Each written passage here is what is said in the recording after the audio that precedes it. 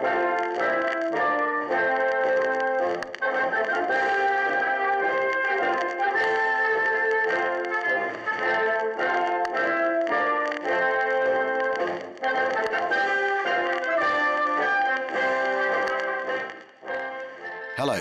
and welcome to this week's edition of Family Stories, the podcast written by you, our listeners. This week's family stories include Remembering a Battle of Britain pilot, one of the extraordinary ordinaries, a chance meeting of two old adversaries, how a parachute packer saved a life and got a drink out of it, and a tale that Spielberg borrowed. We begin this week with this from Stephen Hawley in New Zealand. Dear Alan James, as a relatively recent arrival to your podcast, I'm thoroughly enjoying working my way through the back catalogue. The Family Stories episodes are always interesting, ordinary people doing extraordinary things, as many others have said. This epithet applies perfectly to my uncle, Sergeant Pilot Frederick Bernard Hawley, 748-286 RAF Volunteer Reserve, who flew with 266 Squadron during the Battle of Britain. He was killed on the 15th of August 1940, at the height of the battle. When I was growing up, my father, his younger brother, never ever mentioned him. The only evidence of Frederick was a framed citation of commemoration on the sideboard in the living room of my grandmother's flat, which I would look at every Saturday morning when we visited. It was just there and accepted in the way everything is accepted when you are young. After my father died in 1977, I inherited a few reminders of Frederick's life, the citation, the medals, still in the box they were posted in, and a few letters written in June and July of 1940. There's a well-known expression that people die twice, once when they take their final breath, and again when they are forgotten. So I have tried to do my best to avoid this happening to Frederick, and put together a biography of his short life. He was a typical Coventry kid of the 1920s. Born in 1917, the eldest of two boys, the family lived in a two-up, two-down terrace house in the centre of the city. Frederick left school at 15 and went to work for the local Coventry and District Cooperative Society as a grocer's assistant. Apparently, he was a good footballer, playing for the Coventry Co-op Thursday team throughout his working life. So far, so ordinary. Early in 1939, however, his life took a very different course. He joined the RAF Volunteer Reserve and learned to fly. We have no idea why. There was no history of such things in the family. Frederick enlisted in the RAF in May 1939, signing up for 5 years. He was awarded his flying badge in March 1940 before finally joining 266 Squadron at RAF Wittering on the 12th of June. He seems to have had an unlucky start. On the very next day, the operations record book notes him overshooting the aerodrome on landing. The aircraft, N3094, was badly damaged, the pilot uninjured. At the time, the squadron were flying Mark 1A Spitfires. 266 Squadron was in fact the second, after 19 Squadron, to receive Spitfires. For the next 2 months, the squadron took part in a large number of patrols with long flying hours. As the battle intensified, they moved bases a lot. From Wittering, they flew from Duxford on the 29th of July, from Tangmere on the 9th of August to Hornchurch on the 14th, and from Manston on the 15th. This is perhaps an indication of the urgency of the times. They often flew to forward bases such as Manston for the day. The idea was to enable them to get into action sooner. Uncle Bernard was killed on the 15th of August 1940, at the height of the Battle of Britain. The squadron flew that day from dawn to dusk. The operations record book records 1600 hours, 6 aircraft ordered off from advanced base, Manston, to intercept enemy aircraft 3 miles east of Deal. The enemy, an HE-115, was sighted approximately 12 miles east of Deal, flying at about 300 feet, attacked and destroyed, crashing into the sea 8 miles southwest of Dunkirk. Spitfire N3189, piloted by Sergeant Hawley, did not return. Last seen going into the attack by Green Leader. The 15th of August was a big day for the RAF. On that day, there were 34 RAF aircraft destroyed, with 18 pilots wounded or missing. 76 German planes were reported destroyed. Churchill spent the day at 11 Group headquarters, and as he left was reputed to have said, "Never before have I been so moved." It was also a bad time for 266 Squadron. Dennis Armitage, who became squadron leader and survived the war, recorded that 266 Squadron started off with a full complement of pilots, about 20. But by the time we were sent back to Wittering on August the 12th, we were down to 5. Thank you for the opportunity to share Frederick's story with yourselves and your listeners. For an ordinary person, Frederick did something a little bit special. He was a Battle of Britain fighter pilot, a Spitfire pilot, one of the few. I feel it is most important that the contributions of these ordinary people are not forgotten and that the information is available for future generations. My father did his bit also. He was called up in 1942 and became a tank driver in the 3rd King's Royal Hussars, driving a Honey tank. Again, he talked very little about the war. From his service record, I know he served in North Africa, Palestine and Italy and was not demobbed until April 1947. Keep on podcasting. Best wishes, Stephen Hawley, Hamilton, New Zealand.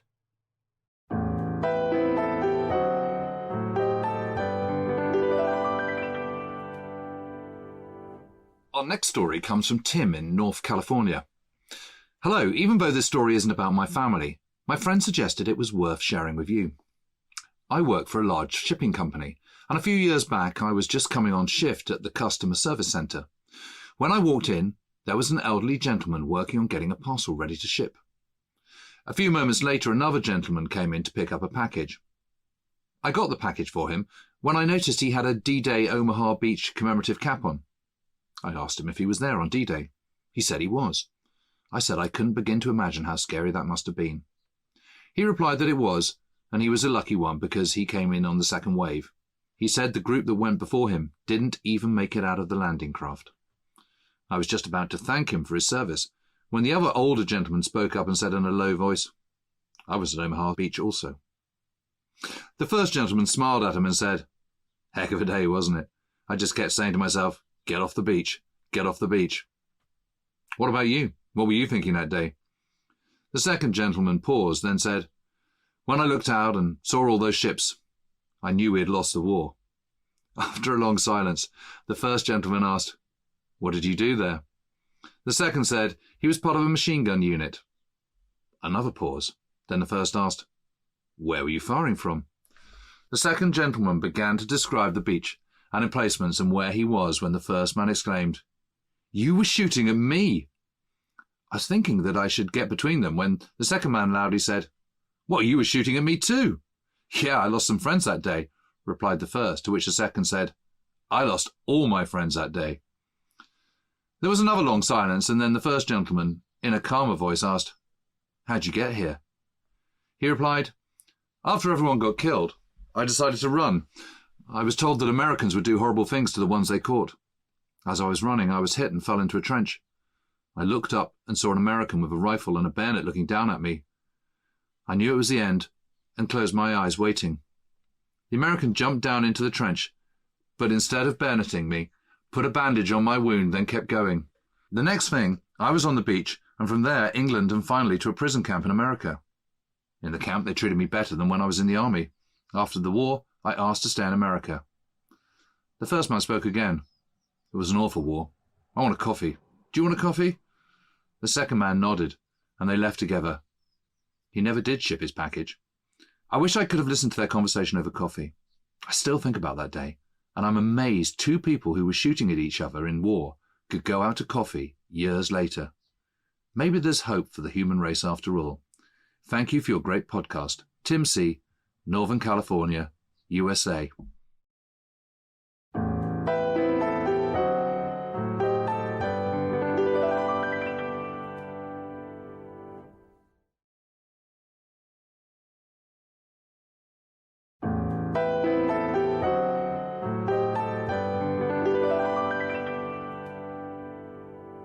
This next story is from Lawrence Cox. Dear James L. and the whole We Have Ways team, First of all, I wanted to thank you for producing what has become one of my all-time favourite podcasts. Most inspiring of all has been your Family Stories series, which really got me thinking about my own family history. I'm in my mid-30s now, and sadly all my grandparents passed away when I was in my teens and early 20s, so I never got the opportunity to have a serious talk with them about their wartime experiences. The only stories I had were snippets picked up over the years, and a couple of family legends that I'm currently trying to look into in more detail. What I know so far. My paternal granddad, William Cox, who always went by his middle name, Louis, was born in 1916 in Southampton. By the 1930s, he'd moved up to London, where he joined the local TA regiment, the London Electrical Engineers, which put him in the TA's Senior Searchlight Regiment. When the war broke out, the Searchlight Regiments were under the umbrella of the Royal Engineers. I've attached a photo of him in RE uniform, looking like he's off to fight at Mons. In August 1914, all the anti-aircraft battalions were transferred to the Royal Artillery. He operated searchlights during the London Blitz before being sent out to North Africa. The rest of his war saw his searchlight battery travel through Africa and into Italy, where they would often deploy their searchlights in support of Royal Engineer bridge-building operations. One of the stories he did tell me was when he and his mates were sent to sit on a riverbank upstream from where a bridge was being built. They were ordered to take pot shots at anything floating down the river in case it was a German mine. He ended the war in Italy with the rank of bombardier. The officer's comment in his discharge papers indicated he'd been commanding an operational detachment and described him as a capable leader and an efficient commander. He would always take part in our village's Remembrance Sunday parade, and I have happy memories of how proud he was that we marched together, I with my scout troop, for the 50th anniversary of VE Day in 1995. I remember him telling me that I would see the 100th anniversary and that I would remember spending the 50th with him. We still have his medals, a 1939-45 Star, Africa Star, Italy Star, Home Defence Medal 1939-1945 War Medal, and an Efficiency Medal for long service in the TA. My paternal grandmother, my nana, Winifred Proctor, was only 17 when war was declared, and very quickly enlisted with the WAF, much to her parents' consternation. In 1940, she was dispatched to RAF Bridgnorth for initial training, which proved a bit of a shock, she being an only child, suddenly bunking with 19 other girls in a wooden hut. Teenage Winifred came out of her basic training as Aircraft Woman Second Class Proctor WJ.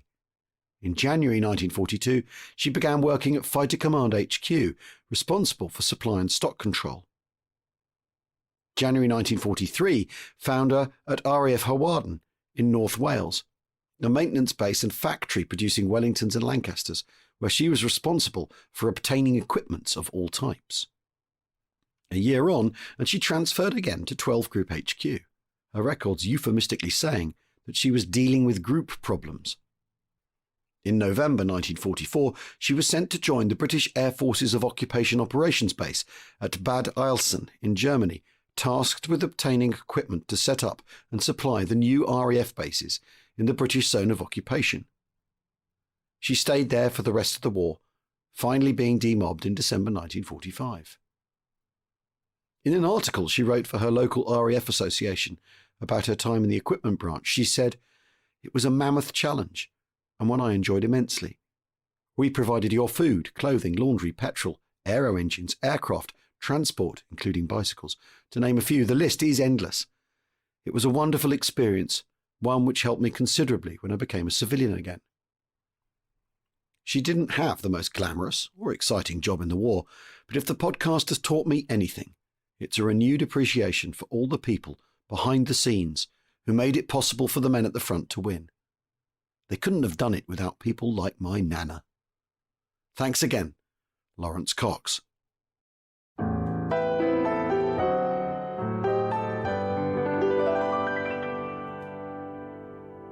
Our next story this week is from Peter Miles. Achtung, Achtung, Al, James and the We Have Ways team.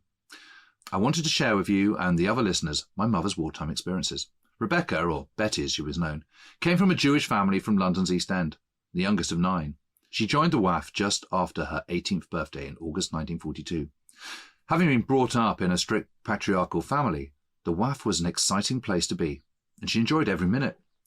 After training and various postings, by September 1943, she was a leading aircraft woman based at RAF Cranford with 51 OTU. Her role was packing parachutes, a job she was very good at, as demonstrated by a letter she received from Flight Lieutenant Allsworth, writing from his hospital bed. To whom it may concern, I feel I must write and thank you for the care which must have been taken over the packing of my parachute. No words can express my feeling of relief when I saw it opening out above me, and no doubt you'll be pleased to hear that, thanks to your excellent work, I'm making a rapid recovery from my accident. I hope you won't be offended at the small gift I have enclosed in order for you to have a drink on me. I hope in the near future to have the opportunity of thanking you personally. The enclosed mentioned in the letter was a large white £5 note that was spent as directed by the flight lieutenant. Mum celebrated VE Day dancing in the street in nearby Bedford and was fined the next day for losing her cap. Demobbed in July 1946, she always remembered fondly her time in the WAF. Mum died last August, 80 years after joining the WAF. Keep up the good work, especially recording these family stories. Best wishes, Peter Miles.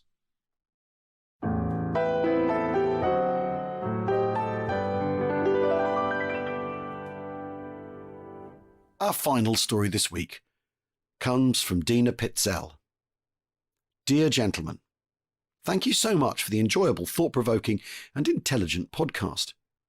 I do not think I fit the mould of your standard listener, as I am an American woman with 2 kids.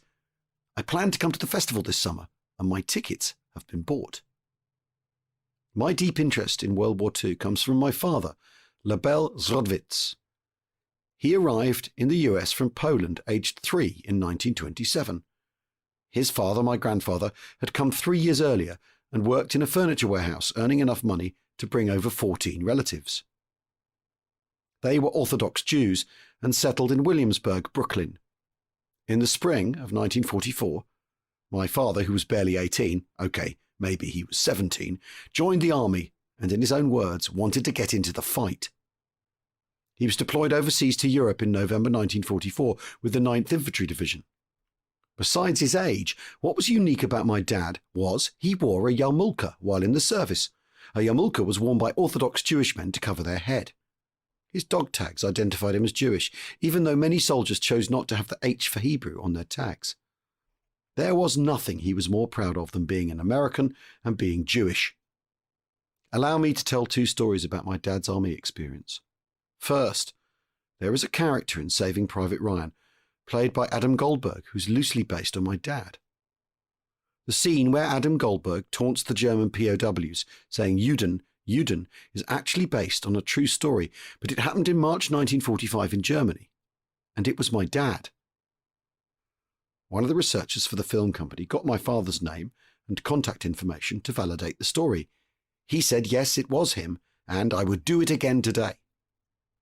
My dad and a few other Jewish soldiers in the 9th Infantry started a fight with POWs, for which the American Jewish soldiers were reprimanded. When my dad was able to go home in January 1947, he was sent by boat to the Brooklyn Navy Yards. When he got off the boat, his mother was waiting for him. She spoke very little English and spoke to him only in Yiddish. She asked him to remove his army cap, as she was convinced he wasn't wearing his yarmulke. He at first refused, but no Jewish mother gives up that easily, and no Jewish boy can defy their mother. When he finally relented, what she did find were 15 stitches across his head from a bar fight on his last night in Europe. My dad was a man of great moral and physical strength who found success after the war in the New York real estate business. He was the strongest man many people ever met, and his army gave him the nickname Hercules. My dad died in 2001 and is missed every day. Thank you for reading his story. Dina Pitzel in Florida.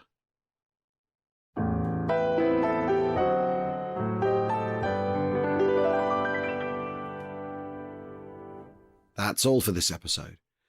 If you've got a family story you'd like to be considered for the show, please email it to us at wehavewayspodcast@gmail.com or leave it on the members site under the Family Stories tab.